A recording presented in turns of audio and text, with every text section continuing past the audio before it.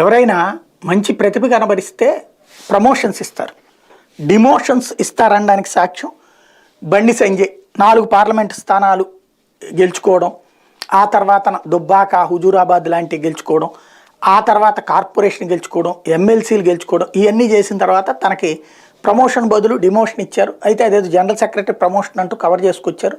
దాని impact Bharatiya Janata party face.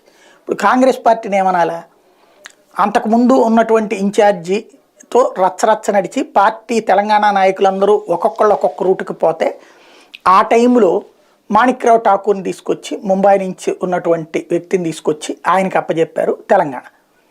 అందరి మధ్యన స్పర్ధల్ని పరిష్కరించి కోమటిరెడ్డిని, ఉత్తమ్ కుమార్ రెడ్డిని, బట్టి విక్రమార్కని, రేవంత్ రెడ్డిని అందరినీ కలుపుతూ సమస్యను పరిష్కరిస్తూ విభేదాలని పక్కన పెట్టించి ముఖ్యమంత్రి అంశం కూడా జాగ్రత్తగా డీల్ చేస్తూ అధిష్టానానికి ఇక్కడికి మధ్యన సమన్వయకర్తగా చేసి చక్కగా పార్టీని గెలిపించారు ఆయన. ఇప్పుడు ఆయనకి ప్రమోషన్ అంటే ఏం చేయాలా, ఇంకా అంతకంటే పెద్ద పదవి ఇవ్వాలి. అది కాకుండా ఆయనకి డిమోషన్ అనాలా లేకపోతే పార్టీ పరంగా ఇది సహజమనాలో తెలియదు. కొత్తగా ఆయనకి అప్పచెప్పిన బాధ్యత ఆంధ్రప్రదేశ్ నెంబర్ 1.